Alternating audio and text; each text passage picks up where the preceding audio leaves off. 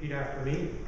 I, Carl Nicholson, I, Carl Nicholson, solemnly swear that I will be loyal to Her Majesty the Queen and to Canada, solemnly swear that I will be loyal to Her Majesty the Queen and to Canada, that I will uphold the Constitution of Canada, that I will uphold the Constitution of Canada, and that I will, to the best of my ability, and that I will, to the best of my ability, discharge my duties as a member of the City of Ottawa Police Services Board, discharge my duties as a member of the City of Ottawa Police Services Board, faithfully, impartially, and according to the Police Services Act, faithfully, impartially, and according to the Police Services Act, any other act and any regulation, rule, or bylaw. Any other act and any regulation, rule, or bylaw. So help me God. So help me God.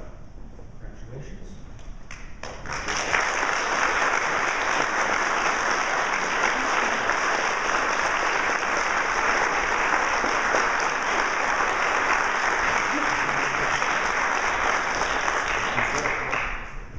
Mr. Chair, there you go.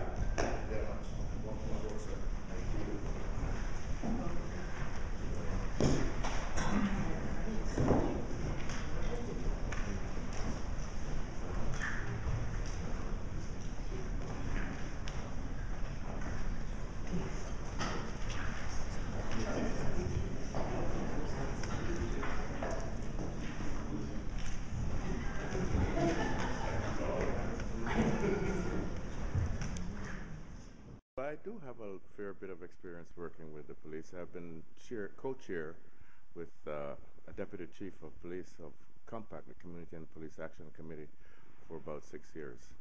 So I've had experience working with 3 chiefs now and 3 deputy chiefs. So I think that I have a little bit of experience, a little knowledge. Well, there's not issues in particular. I mean, the overriding issue is making sure that we've got a lot of new voices in Ottawa. Our community is changing, shifting quite dramatically. Now, 23% of us were born outside of Canada, and I mean, part of my job is to begin to bridge those divides, to make sure that that voice is at this table. I mean, we're going to be talking about the issues, and while we're talking about those issues, I mean, I work with that community every day, so that's the point of view, that's the perspective that I'll be constantly bringing. I mean, that's the perspective that I am, so that's what you're going to hear. I don't intend to slow down working in community. I intend to add this.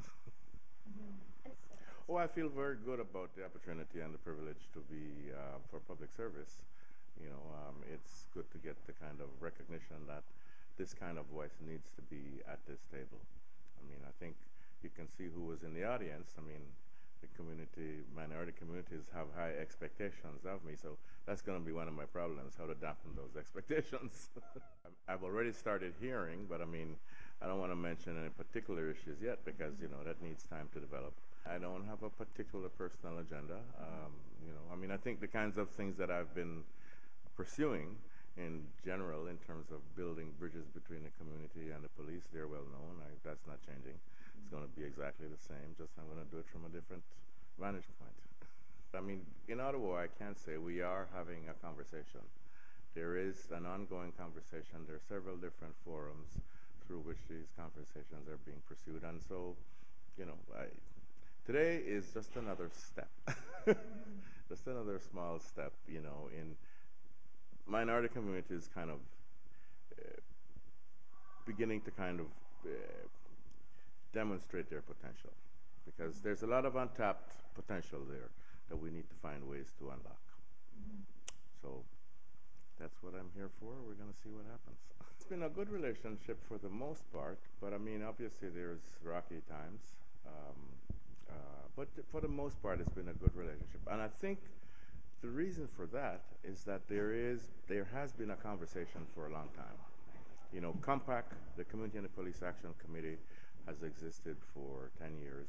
There's a similar committee for the GLBTQ community. So there is an ongoing monthly conversation. There's a kind of a infrastructure and architecture of relations that's been built.